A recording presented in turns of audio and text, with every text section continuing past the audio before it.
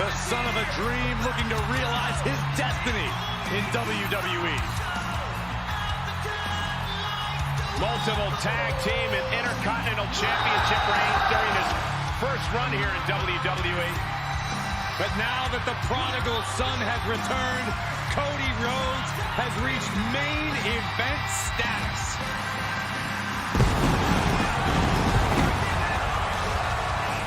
こんにちは、皆さん。I'm Great Oka Unite Empire。今日は試合があった。そして彼がエンパイアの応援してくれるんですよ。みんな、ブローキンテーブルポッドキャストよろしく。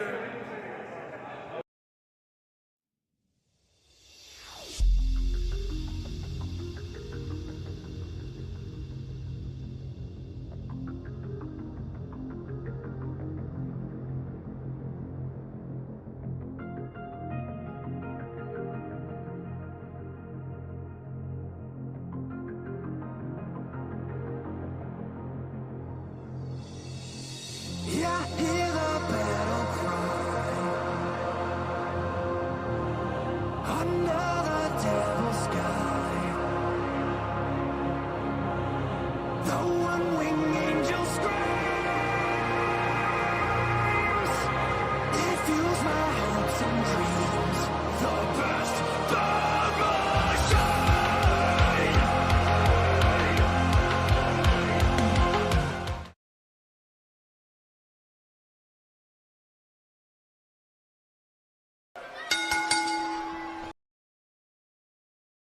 What's going on, guys? Welcome to the Broken Tables podcast. I'm your host, Jeffrey Vegas, here as always with our co-host, King Rome, the reigning defending Broken Predictions champion.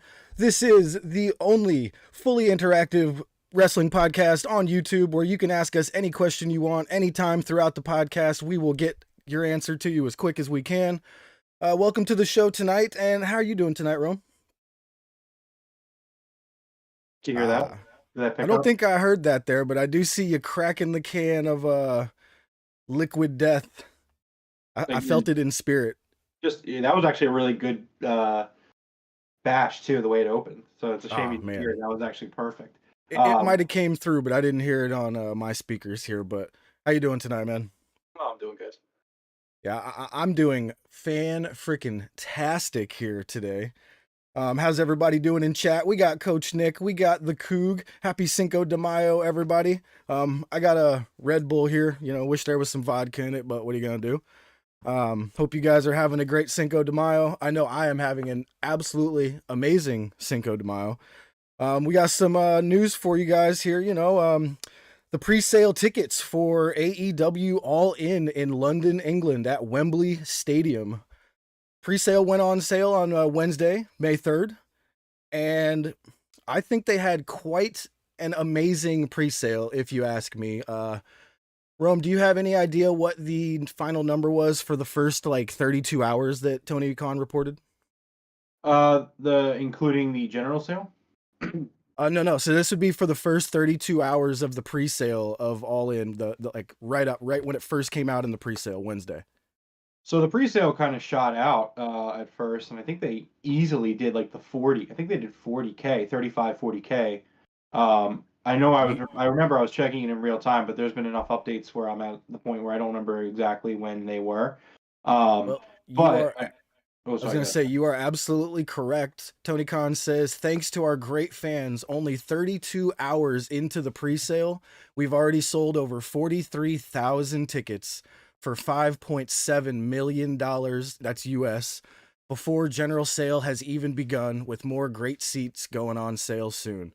So in the first 32 hours, that's just Wednesday and a little bit into Thursday, they sold 43,000 tickets, man. That is absolutely insane. Nobody can say that this is anything other than a massive win for AEW, massive win for Tony Khan. This guy is living by the code of the gambler, going double or nothing, going all in, booking Wembley Stadium, man. Can you believe this? In the first day of pre-sale, 43,000? Yeah, I remember, like we talked about it on Wednesday. It's a huge moment for them as a company, and as somebody who is extremely invested in this company emotionally, and at this point, I've obviously spent a lot of money on the company as well. Um, you want to see them do well, and I'm very happy for them. Very happy for Tony, very happy for the Elite, very happy for everyone that busts their ass. I mean, there are some of these people in the AEW roster who, maybe they weren't at WWE and they haven't wrestled in front of that many people before, and so Oh, some dude. of them like Wait, some of them are gonna make that card, and it's like this is gonna be huge. I mean, like yeah, even by wait, WWE standards. wait till we get to the general sales, man. That's yeah. So, after that, Tony Khan put out another tweet stating the full pre-sale number. Did you see the full pre-sale number? Admittedly, no, I didn't see the full pre-sale. All right. So Tony Khan says, thanks to the amazing support from our fans, all in London, Wembley Stadium just hit 50,000 tickets for $6.5 million US. 50,000 tickets sold on pre-sale. That is before general sale. I was blown away when we hit 50,000. Pre-sale drops today, this morning, and I'm sure you saw You mean Tony general Khan's sale? last update. 60,000 tickets minimum have been sold. $7.7 million US, 6.1 million, I believe that's pounds or euros maybe. This is one of the greatest success stories in wrestling history. Yeah, it's incredible. Brian Alvarez has heard that they've done 65 actually. So maybe I'm not sure if Tony's being a little conservative right now, or he's trying to wait to get to 70 before he updates people. Or I maybe think he the is. Alvarez's number isn't true. I feel like if you were at 65, I would say it. Um, I really think he's but holding back the number just a bit because this is already such a huge win that every time he announces a new number, it's just going to be a bigger win and a bigger win every time. yeah, I mean, I feel like I get what you're saying. I think that he should, if it's at 65 by now, I think he should come out and say it.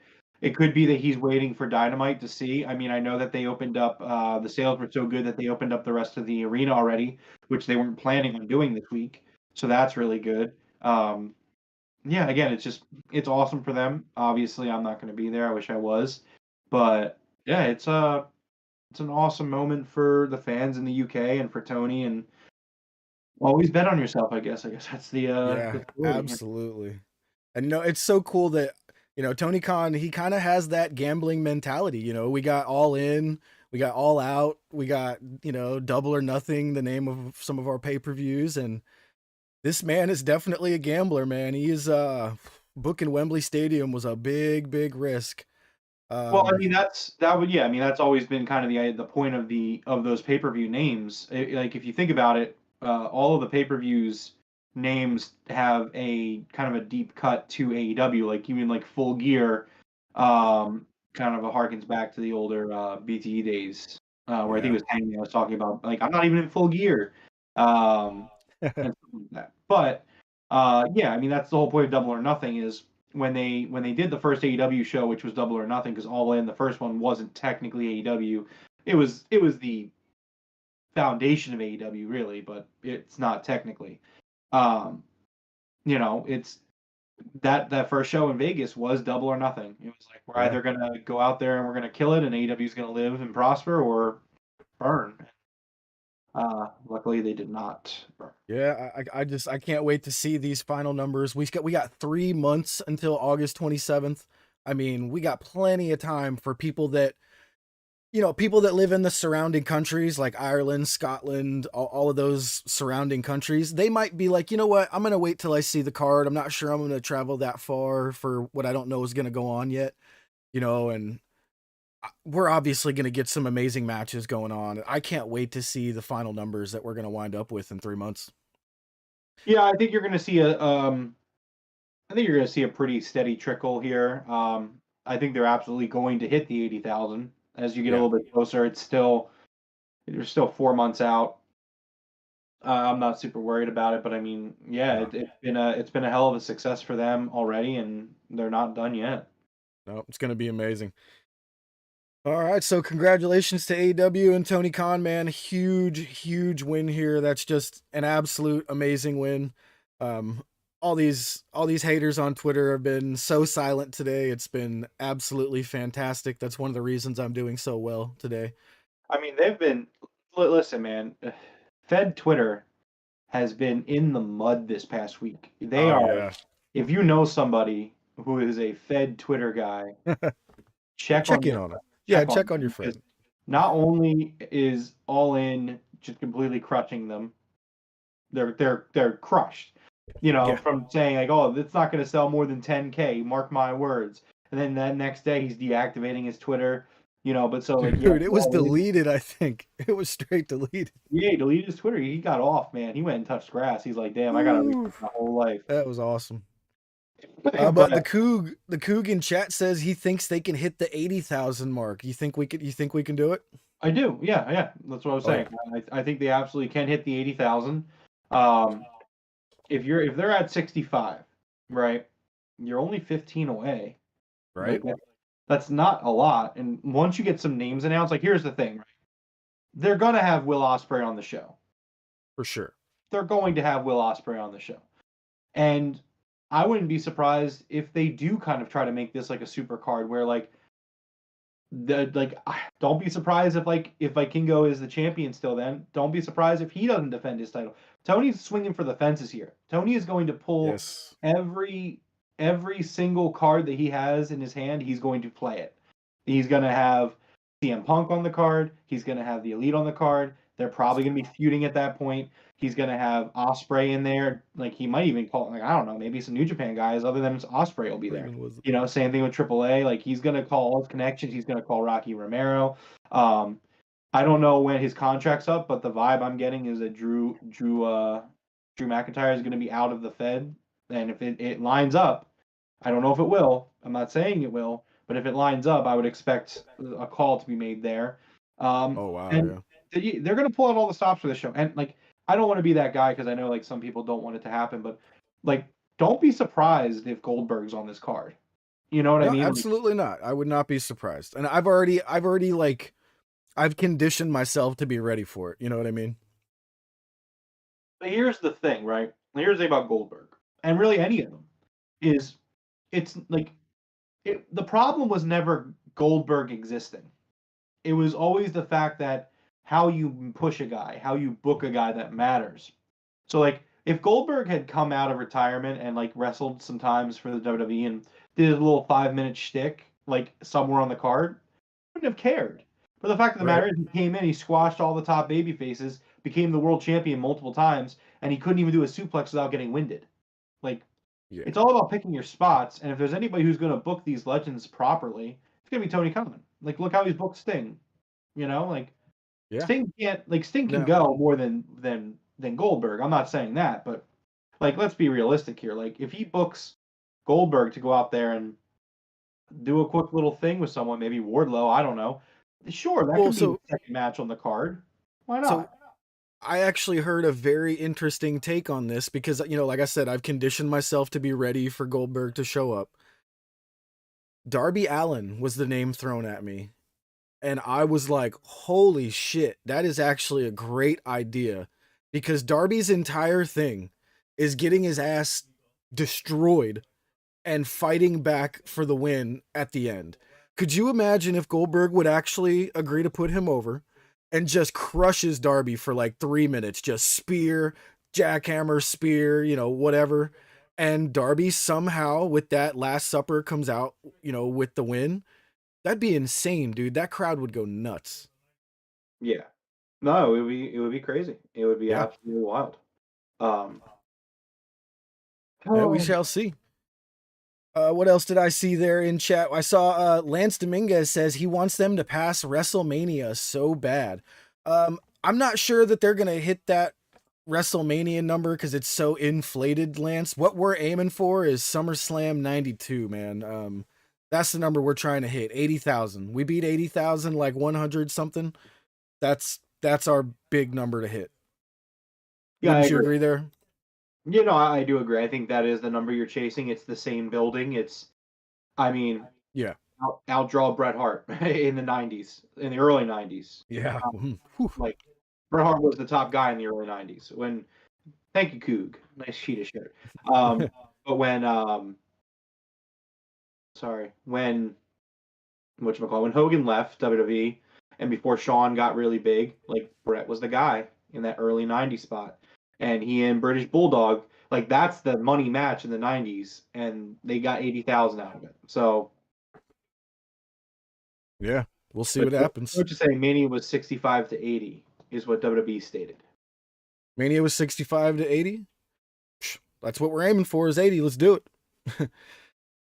All right, let's get to my next story here. Tony Khan and AEW have hired Will Washington to be their new wrestling administration coordinator.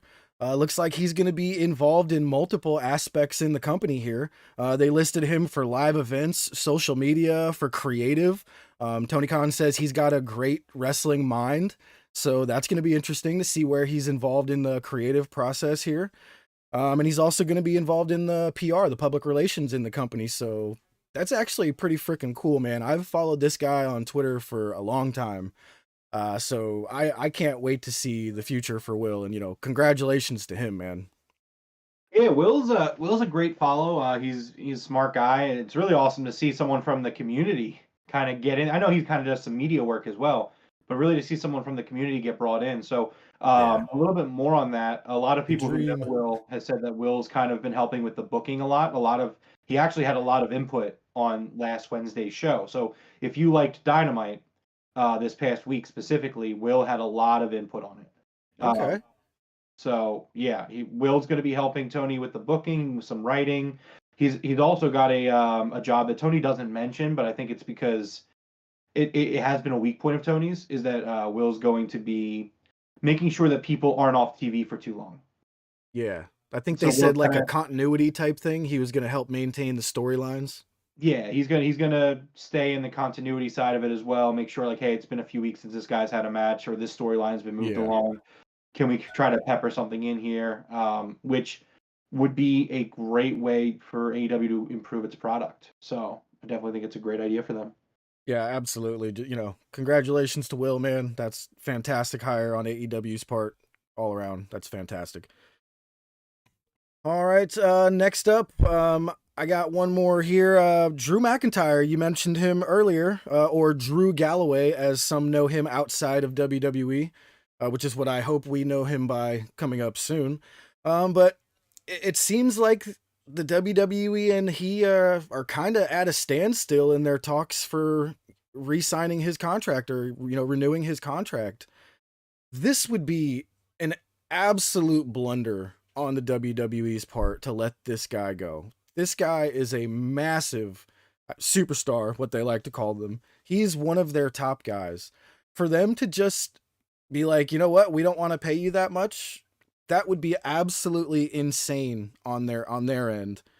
This would be like UFC pulling a Francis Ngannou, their heavyweight champion, the best, arguably one of the best heavyweight fighters they've ever had ever. They just let him leave because they didn't want to pay him. And now that Endeavor has taken over the WWE, or I'm not sure if it's fully done and over with yet, but do you think Drew's going to get the payday he's asking for? I'm sure he's asking for Brock Lesnar money. Yeah, he's absolutely not going to get that from WWE. Like you said, with Endeavor buying the company, they've said they're going to run it like they run UFC, and I think at the end of the day, that's why Vince didn't sell to the Saudis. Obviously, Saudi probably offered more money, but I think Vince has always been the kind of guy where Vince looks at it like this: he's not going to be around forever. He doesn't need, like, to him, $9 billion is enough. Like, he doesn't need more, but he wants WWE to be, the juggernaut that he wants it to be. So I think when he looks at it this way, it wasn't about looking at it from a money perspective for him. It's who's going to run the company the way I want to run the company. And I think that he looked at Endeavor as a bidder and saw that, like, hey, this is the way we run UFC. We're interested in running your company the same way, or, letting you, that's the key point as well, letting you run the company the way that you want to run it while selling it for $9 billion. So he's flipping the company, but not really losing anything, and it's going to run the way he wants to run it, which is for WWE, the brand is the star. The logo is the star. It is Yeah. not about it's not about who's the champion in the company, which is not the right way to do it. You want to create stars because that's how you find yourself ingrained in pop culture. When you Yeah. bring up, if you talk to somebody today who doesn't watch wrestling and you say name a wrestler, they're going to say John Cena, Hulk Hogan, Stone Cold Steve Austin, Ric Flair, Sting. They're going to say guys from that era because that was back when they were interested in creating stars. And so, they're going to let Drew walk. They're not going to pay Drew the money that he wants to be paid because they're going to look at it like we will always find somebody who will wrestle for the money we want to pay under the WWE banner because it's the WWE banner and you're going to deal with it. Yeah, that just, I don't know, man. That'd be a massive loss for them. I really think it would be. Yeah, but I don't think And they care. I don't think they care at all. yeah, I really don't think they do because they didn't care about losing Francis Ngannou. They were just like, all right, who wants to fight for the belt next? You know what I mean? And I don't think that's going to work in the world of, sports entertainment. It might work in that fight entertainment world, but I don't know about the sports entertainment world. Well, you're already seeing it now. That's how WWE is doing their product right now. That's how it's been for years. You could argue obviously Roman, but outside of Roman, they've created no stars in a decade. Watch him get rid of Drew McIntyre and bring in Conor McGregor and Paddy Pimblett. Yeah, it's definitely a possibility. It's definitely a probability. It's only a matter of time before Conor shows up. It's happening for sure. Yeah, he's on Twitter shooting on a bunch of wrestlers or working a bunch of wrestlers. Yeah. So yeah, it's gonna happen. All right. Well, that does it for my news stories here. We will go ahead and get into our AEW Rampage review. Rome, are you ready for the Rome's Rampage review? I am, but before we get into that, yes, sir. As I said to you before we went live, usually I've been doing this on Wednesdays, but I think it's a good idea to kind of start to fill the card out a little bit as we get closer to Double or Nothing. So I would like to announce the next entrant into the King's Court invitation. So, I looked at the field of players and I saw, obviously the entrants that are there already, obviously yourself, Jeffrey Vegas, the Coog, Coach Nick, and Juhas.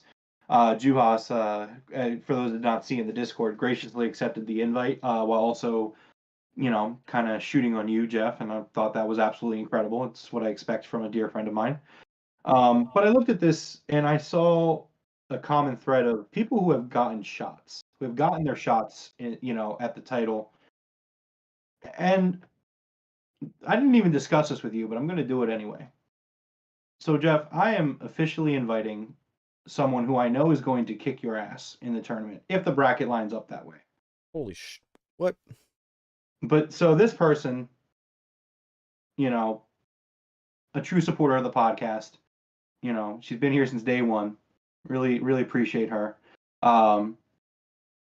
She's got better wrestling takes than you, quite frankly, and I think that's awesome. So Purpleness is going to be invited into the tournament if she wants to. This is kind of an underdog story, and I love a good underdog being from Philly. So yes, she is invited, and she can accept. She doesn't want to. She doesn't have to. But yes, she is invited into the King's Court Invitational. Oh, that's awesome. I will let her know. Yes. Anyway, unless she's watching.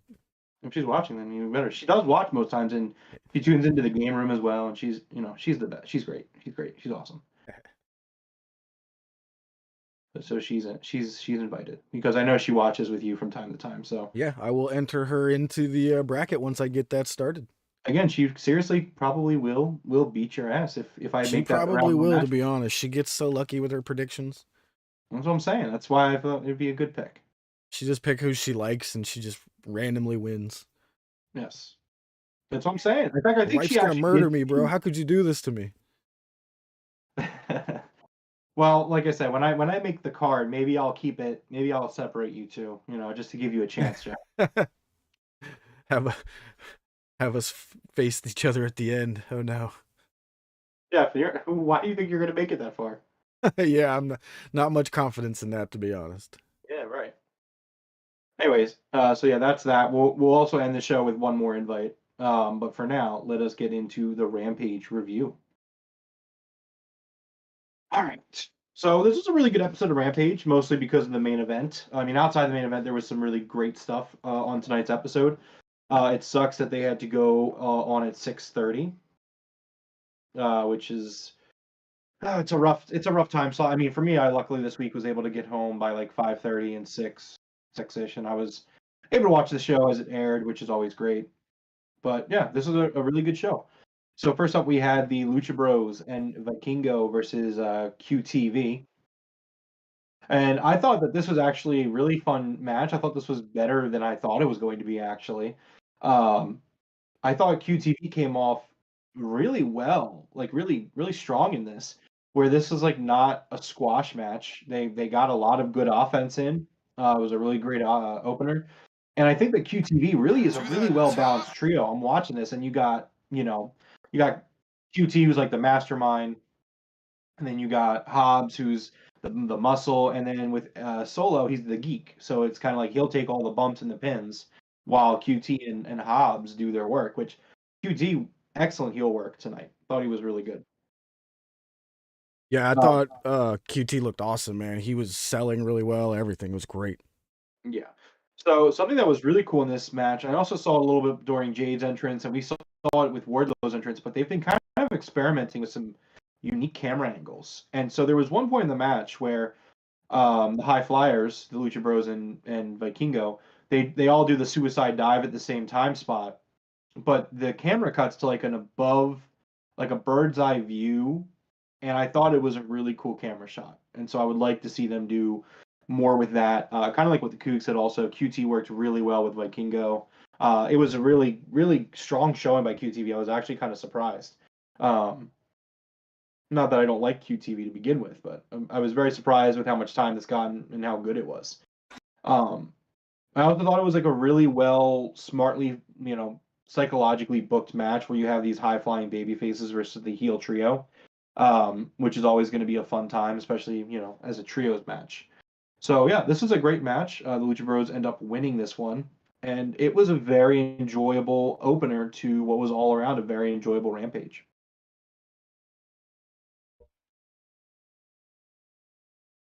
Excuse me, enjoying my liquid death. Oh yeah, absolutely.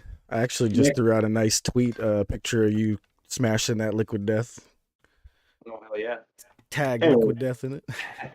please. I'm not sponsored, but I would love to be. It would be my dream come true. Um, so next up, we got a little bit of behind the scenes after Dynamite shot of MJF following the Four Pillars tag match, where we figure out that there will be a four-way dance at Double or Nothing for the World Championship. MJF is livid. He's just kind of flipping tables over. He attacks a stagehand. He's foaming at the mouth. He's furious. I thought this was good. I would have liked to have seen them go a little bit further with this. I think it was just too short.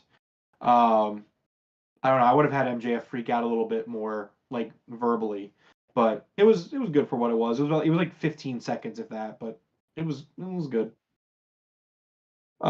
Next up after that, we had Chris Jericho. So at the top of the show, commentary team says that Chris Jericho, who's usually on broadcast with them, he had refused to leave his dressing room.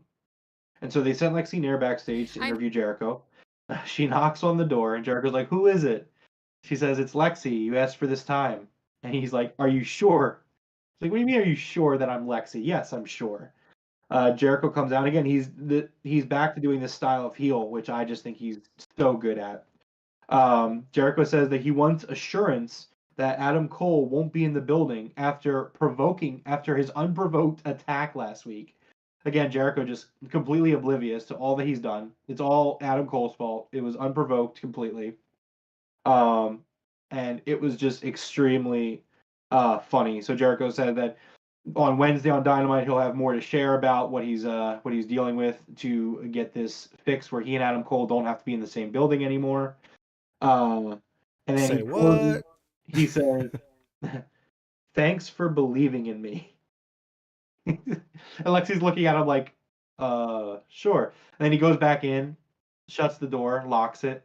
He said you hear him screaming from behind the door, lock the door.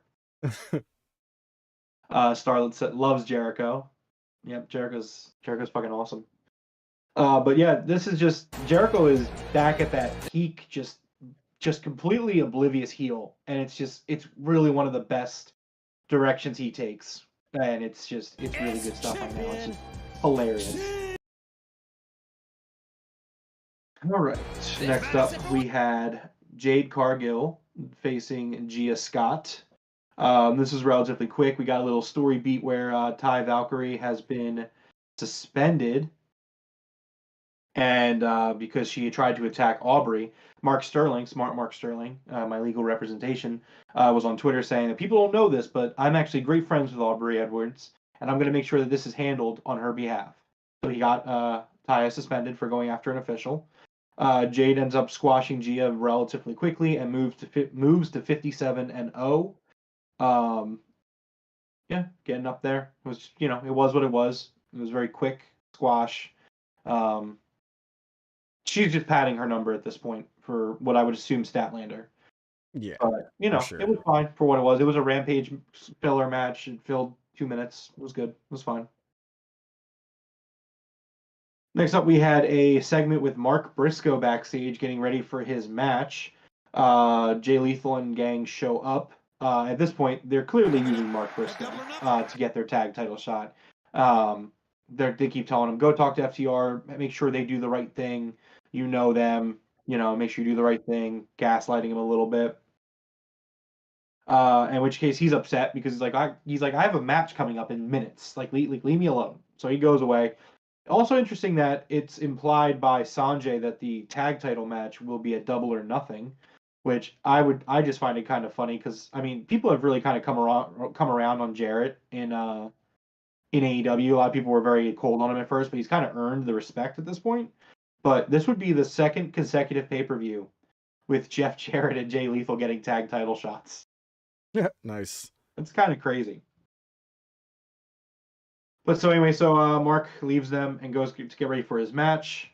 And Jay Lethal says, I know he'll do the right thing. I've known him for a long time.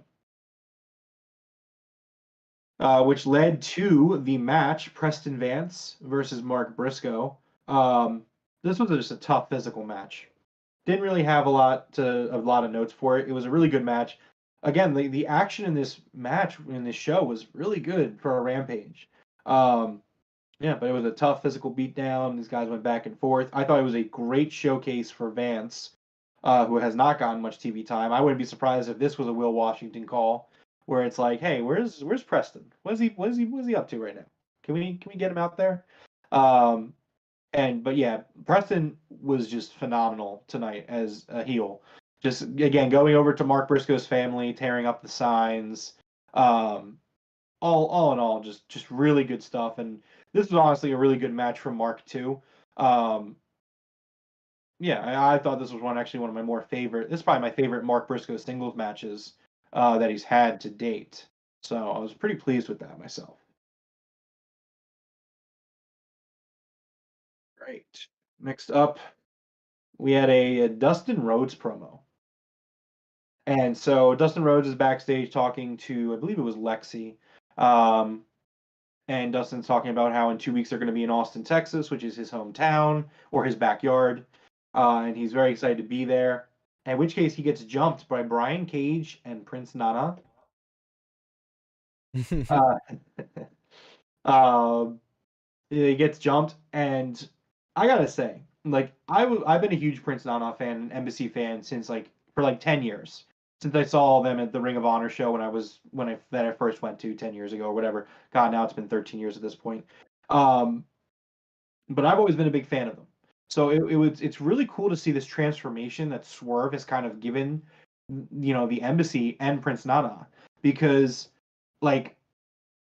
he's upped his Nana has upped his aggressiveness and his ruthlessness. You know what I mean? And it's been really good.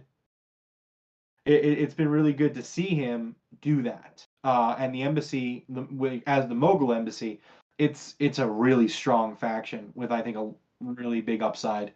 Swerve comes in. He thought he says to Dustin, and he's like, "You think I forgot about you? You think I forgot about Keith?" Like, okay, well, so basically they have to run away because Keith Lee shows up to help him. I would assume this is leading to a double or nothing match between Swerve and Keith, which I'm very excited for.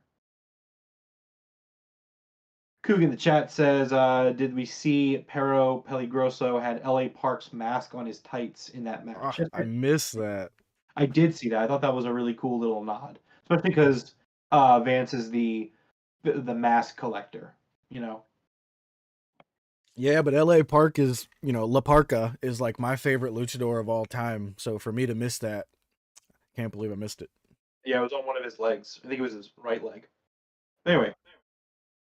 So next up, we had a really awesome segment between Anna Jay and Julia. So obviously they've had this rivalry going on. It showcases their history, which, you would have had to have followed them on like social media back then, which I did, to know that, yeah, they were actually really good friends when Julia first came in.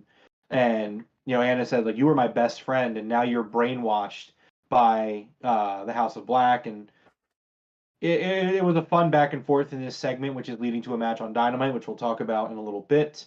Anna Jay says, "I'm gonna beat your ass, you spooky bitch." Yeah, that was great. It's really good. There is a lot of chemistry here between Anna Jay and Julia, and it's been really good so far. And I'm excited for Wednesday. We went through the match rundown, which I'll go through late in a little bit, but next week is Orange Cassidy versus Daniel Garcia. We get a little video vignette about that. Orange Cassidy says, I keep winning. I keep defending the title. I find a way. I always find a way. And I thought that was great. Yeah. Starlet says that these girl matches have been so awesome to watch. So good. They have been. They've been extremely good. Just with the Outcast and Sheeta coming back on Wednesday, it's been awesome. All right. And then lastly, we had the main event, the Firm Deletion. This was the Firm, Stokely Hathaway, Lee Moriarty, Big Bill, and Ethan Page at the Hardy compound versus the Hardys, Hook, and Isaiah Cassidy. Brother Isaiah. Brother Isaiah. He becomes Brother Zay. He becomes Brother Zay. Yeah, you're right. So anyway, so we start out. It's the middle of it's an afternoon shot. They're on the road. They arrive at the Hardy compound and they just wreck Matt's mailbox. They just take a bat to it. And then what shows up but Vanguard 1.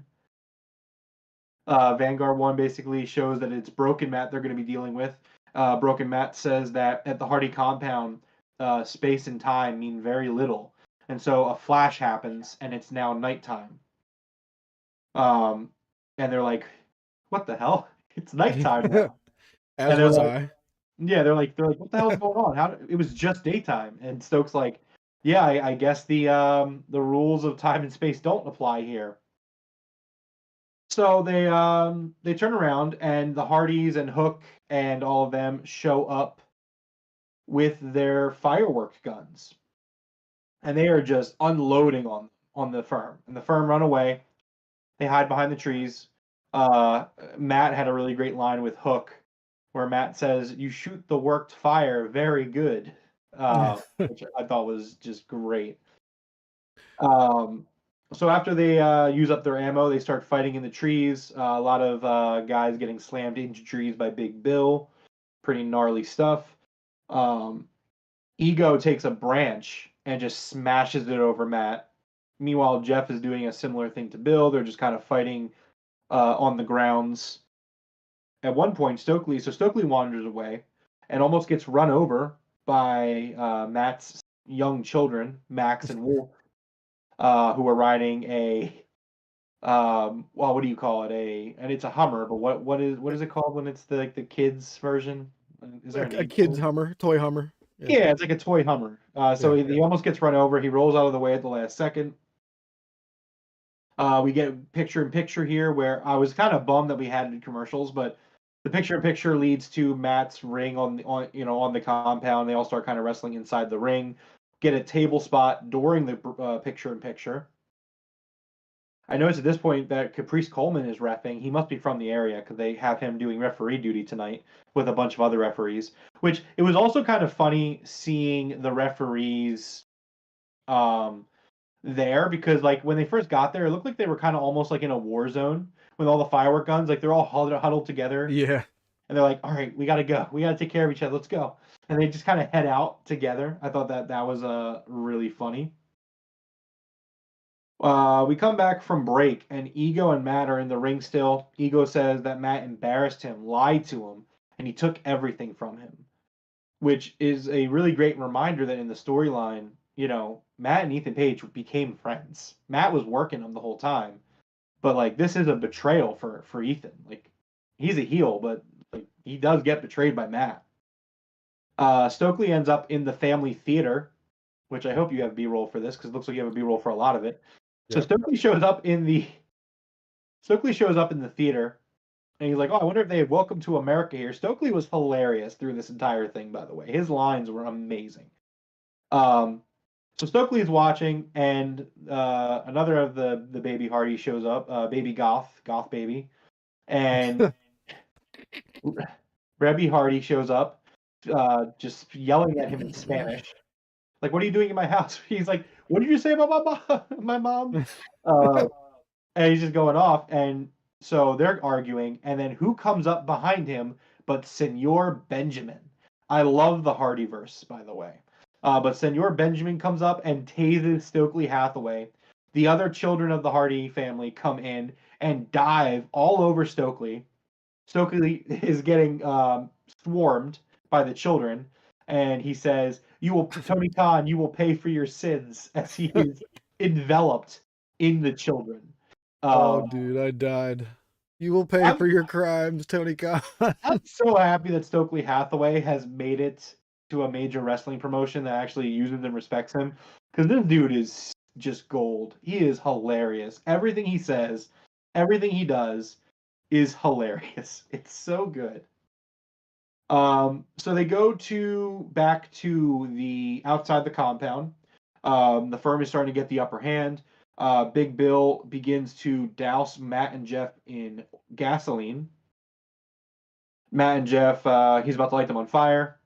Big Bill grabs the lighter, and then out of nowhere, Jeff, what do they hear? Thanks, because I'm not doing it. They hear a moan, and they're looking around, and Isaiah Cassidy has become broken. He is now Brother Zay. He leaps off of the roof of the compound onto them. Great shot, while moaning the whole time. Even after he gets up, he yells once, but then he's moaning more. And Matt Hardy, again doing the broken gimmick, he says, "Brother Zay, I knew you'd come." And Brother Zay says, "I always do." And I was I'm like, so proud of you for writing that in there. I was hoping you. I was like, this is pure gold. I want to go watch this again afterwards because this He was says, so "I knew funny. you'd come. I Like, always do." do. Oh my god, I lost it. I absolutely lost it because it's so perfect for them. It's just so perfect because Oh shit. Matt has been doing it forever with the broken Matt, where he's like, "Brother Nero, I knew you'd come," and then of course Brother Zay is the one that's going to absolutely just fucking ruin it in the best possible way. It was so good. Oh man, this spot was amazing. This was probably one of my favorite parts of the night right here. This was absolutely incredible. I loved it. Coach, you absolutely do need to go watch this. Yeah, You need Coach. to watch this from start to finish.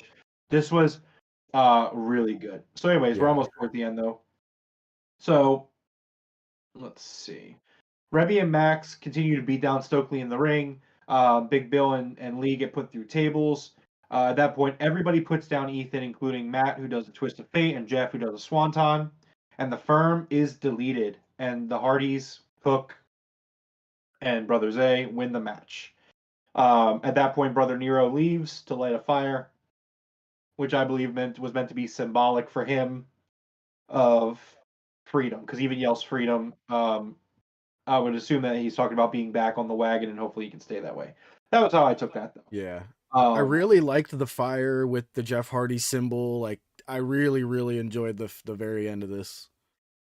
yeah, and that was the firm deletion, which also wrapped up an excellent episode of Rampage. This was a really good episode.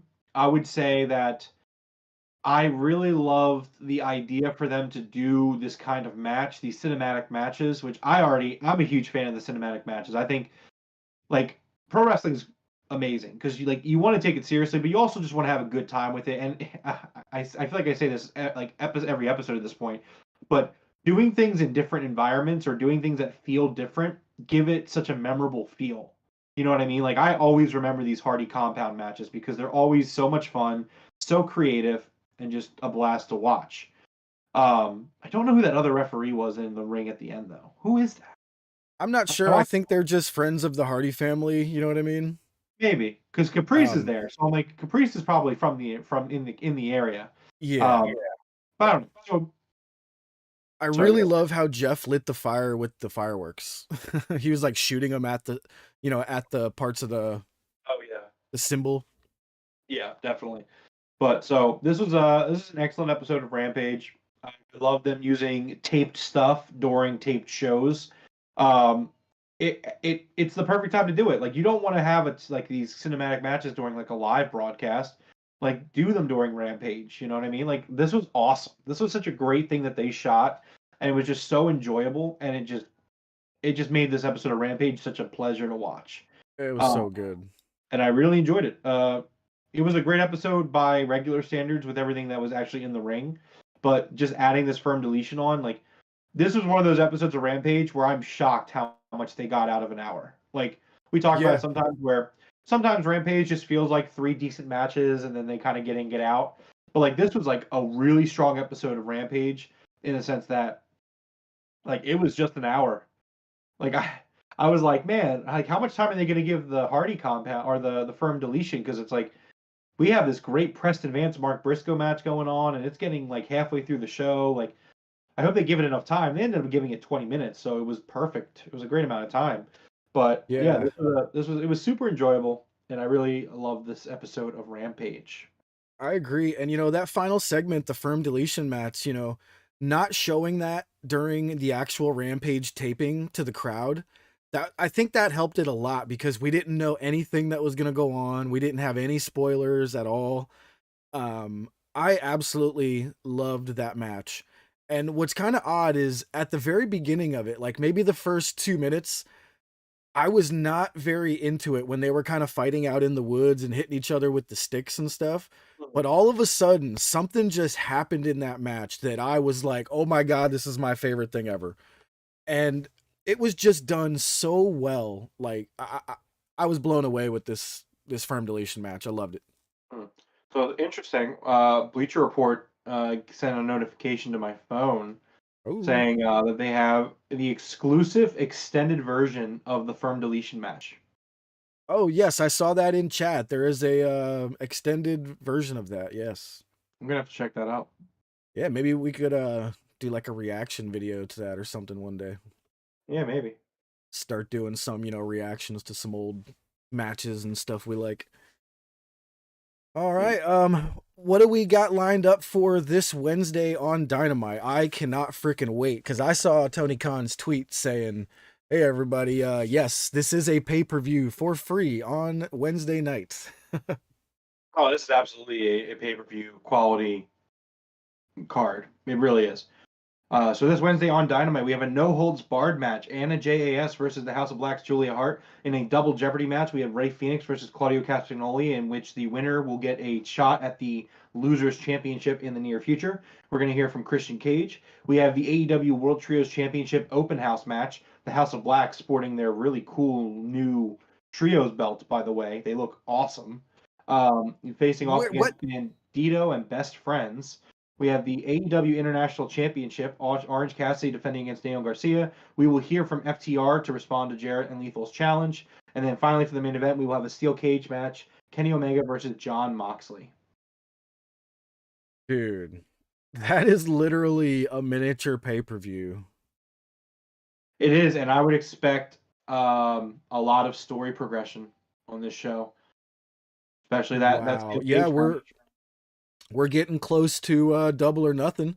You know, that's something I wanted to touch on. Like all this hype with All In and All Out that's coming, and all this, Forbidden Door. Everybody seems to be kind of forgetting about Double or Nothing coming up here. We got a big time pay-per-view coming up. Well, people really seem to forget that, especially when Double or Nothing rolls around, like AEW's month leading into Double or Nothing are always really strong.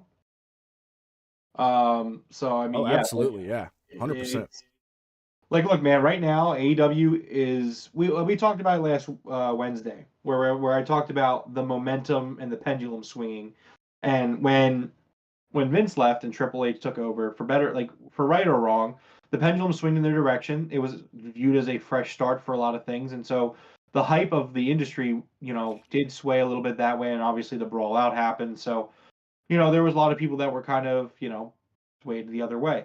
Now you're kind of seeing that pendulum come back, where it's like, oh man, even Triple Paul's a fraud. He stinks. He's also a bitch for his dad. It's kind of crazy. But he's been exposed. So that's, the booking's been bad. Cody couldn't finish the story. Cody now is feuding with a rubber chicken for the rest of his career. And meanwhile, you have AEW Tony is just, he's booking like his life depends on it, for lack of a better term. He's winning Booker of the Year this year again for sure. Yeah, he is. He's gonna win Booker and runner up for Booker when Ring of Honor wins. That's gonna be funny, dude. They gotta play along with the joke, and dude, winner AEW Tony Khan, second place ROH Tony Khan. They gotta play along with it. But Tony is, like, all jokes aside, Tony is booking the best that I don't know what to tell you. You can say it's recency bias. You can say that I'm remembering less of the past because I don't support that company anymore. I don't care. And I was talking to Ed a little bit about it today, but like this is like summer 21 vibes, where it's like every single week is just hitting home for like 90% of the show at minimum, where it's just like excellent storytelling, excellent matches, exciting surprises, swerves, both of the Strickland variety and the other variety. There's just so much good going on in the company that the quality is just off the charts. And then obviously you're riding the momentum of Double or Nothing's coming up, and then Forbidden Doors coming up, and like I don't see this momentum dying down anytime soon. Collision is starting up next month. You're gonna have All In, obviously, being the massive success that it is. Like, I don't know, man. I think that this year is a really big year for the company, because it's a year where they have an opportunity to really continue to cement themselves. Like last year, 2022 is the year of showing. It was the year that AEW faced adversity, right? And so like the way that they responded this year really told you whether the company was going to last or not. And I think you're seeing that this year, where yeah, they're going to be fine. They're going to be fine. They're going to last. They survived 2022, which was a bad year for them, all things considered. So, I mean, you look at that 2022, Cody was a snake, and then they got bit by the injury bug, went into the summer with almost none of their top guys healthy. Yeah, then they got worse. Summer. Yeah, then they got worse because Adam Cole went down, and then a few other guys went down, and then the brawl out happened, and the legal tampering happened, where you had a lot of buzz because guys like Malachi and Miro tried to get out, and it was a bad year for them. Like, there was still great content, it was still a well booked show, but there was a lot of adversity, and so the way that they bounced back this year is completely admirable. I mean, I think you got to look at it, and I think this is a year that years from now, when we're in episode 1000 of the Broken Tables podcast, you're going to look back on it and be like, man, 23 was that year where they were like, we don't care what's going to happen. We're going to be fine, and we're going to fucking make it. Yeah. I don't know if you see it here. I threw up a photo on screen. They almost killed Ethan Page, man. He took a freaking lightning bolt to the face. Great. Look at He Stoke. took a with his worked mic. firebolt to the face, I man. wonder if Stoke took one to the ass. Like, look how it looks like there's like a line of smoke behind him. Yeah, Stoke, he's running for his life. He does. He takes one in the ass right there. Oh, that's great, man. That was just so good. It was one of my that's one of my favorite segments in wrestling. And that's two shows in a row that they've done one of my favorite things. The Chicken Farm with Jay Lethal and Sanjay Dutt and Satnam Singh and Jeff Jarrett. That was one of my favorite segments in forever. And then this right there next to it. This was great. So Jeff, you gotta close some tabs. You have way too many tabs open. What are you doing with that many tabs? Hey, that's when you run a podcast, man. You got to have stuff up there ready to go. I don't know. I mean, I list my stuff in like a list with links. You gotta clean that up a little bit. Everything's got a use up there, I promise, except for all the Twitters. I can close those now. I guess so. Make yourself a little bit more productive. You know, that's all I'm saying. Yeah. Those were all the B-rolls you just saw rolling, you know? Yeah, I know. All right, so man, we have an amazing episode coming up on Wednesday night. I can't freaking wait for that free pay-per-view. We're assuming All In or All Out might be a free pay-per-view. Dude, Tony Khan is just handing out W's left and right in the wrestling world right now, and it's really it's refreshing, man. It really is, you know. And like you said, there was a time when you almost completely lost your love for wrestling, and AEW came along and completely revived our love for wrestling. So I just can't wait to see the future here, man. These 4 years have been an awesome ride, and seems like it's only going to be getting better. Yeah, definitely. All right. Anything else that you wanted to talk about tonight? I mean, a real quick thing. Circle May 17th on your calendar. I expect Yes. a lot of AEW news coming out that day, not just because it's a Wednesday, but that is the day that WBD is going to talk about their upfronts and a lot of their, you know, a lot of what they've got going on.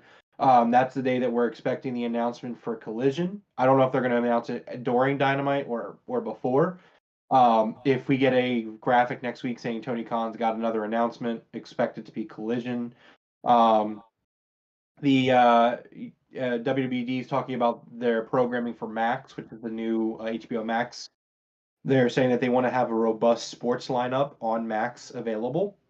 So keep an eye on that. Just saying, could get some decent news there as well. So yeah, May 17th. Yeah, that should be a really big week for AEW. Yeah, that's going to be great, man. Well, I think that's going to do it for us here for tonight on our this kind of new format we got going here tonight. You want to go ahead and close us out? Well, before I do that, it is time to announce the sixth competitor in the King's Court Invitational. So, you know, gonna continue to show my love for the fan base and just how great our fans and our viewers are. This next person that is getting invited to the tournament, she has been a stalwart in our Discord. She doesn't always get to catch us live because she does watch the Fed. I'm gonna knock her for that. But she does not always catch our shows live, but she is constantly in the Discord, being a good source of dialogue. And yeah, she's done really well. In the last match we had, she was in that 4-way dance between you, Coog, and who else was in that 4-way? It was a 4-way. It was you. Oh, it was Coach, right? It was you. I think so. Yeah. It was you, Coog, her, and yeah. Anyways, she did really well in that, and so I think she definitely deserves a shot in the tournament. So, Natasha, you are invited into the King's Court Invitational. Queen Nat, let's go. That is up to 6 entrants out of our final 8. Is that correct? Correct. So this Wednesday, will be the final 2 will be announced. I got to start making some graphics, man. Yeah, I know. Well, you can start making them after Wednesday, because after Wednesday you'll have the entire thing. Coach was in it. Then who? Yeah, okay, yeah. Coach was in it. Correct. Okay, that was who it was in that 4-way dance. Anyways, yeah. So that is. I'm excited to fill out the tournament next week. On Wednesday will be the final announcement of the tournament. Let me kind of give myself a schedule here. I'm just kind of last second looking over it. Yeah. So on the 10th we'll have it announced, and then Friday for next Rampage show. That may be when I have the bracket finalized. Because that way I'll give you guys 2 weeks to, talk your shit as you would. You know what I mean? Yeah. I'm looking forward to some good stuff. The idea of me getting it, Darth Gills, King's Court Invitational. I don't know, Darth Gills. I mean, you could be in the running. I do have 2 more spots next week, man. Yeah. We'll see what happens. It's 2 spots open, up for grabs. Well, I mean, not for grabs. I just have to finalize my decision. But yeah, Darth's already on the Discord. Darth, Yeah, he's already in the Discord. Yeah, I was just linking that because I just posted the full Bleacher Report, the extended version of that firm deletion match in our Discord. Anybody interested, it is in our Discord. Nice. But yeah, Darth, like I said, stay tuned for next Wednesday, Darth. Who knows? Maybe you'll make it. It'll be an exciting show. I'll have the bracket, and then it's going to be set up in a way where you guys can have 2 weeks to, if you want to cut promos on each other, like, let's have fun with it, guys. I want to see some creativity. I've seen some great promo work from people here in the community so far. I'm expecting fun stuff. But yeah, anybody that wants to cut a promo, film it on your phone somehow, however you want. I'll give you an email to send it to. Just hit me up in the Discord. I'll tell you where to send it. I'll get it nice and set up, and we'll have it put up on the pod. That'll be cool. Can't wait. Absolutely. All right, man. You want to go ahead and close us out? Absolutely. Well, this has been episode 140 of the Broken Tables podcast. If you like the video, please hit the like and subscribe on your way out. Thank you to everyone hanging out with us here tonight. Had a blast watching Rampage and reviewing it for you guys. Looking forward to Dynamite. It's going to be a huge show. Game Room podcast this Monday. There's a good chance that it's going to be on at 11 a.m. Eastern. But you can always catch the playback live once it's finished uploading to YouTube. Going to be a really interesting show. We're going to be talking about Redfall, the future of Xbox, Phil Spencer, and Zelda, because it's Zelda week next week, Jeff. I don't know if you know. I don't know if you know. I do know that, but it's a rare time in the world when Xbox is getting shit on the way it is right now. I'm very surprised. I mean, I'm not, and look, it's going to be a really honest conversation on Monday. I'm really looking forward to everyone making it, if you can. Going to be a lot of good conversation with me and Dev. I think it's going to be a really good conversation. I'm just going to leave it at that. There's going to be a lot to talk about. That's going to be a good show.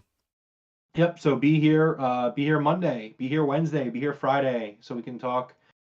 Michael Duke says, hope to see you on the Discord. Absolutely, Mike. What up, Mike? But yeah, thank you to everyone hanging out. Follow us in our social medias down below.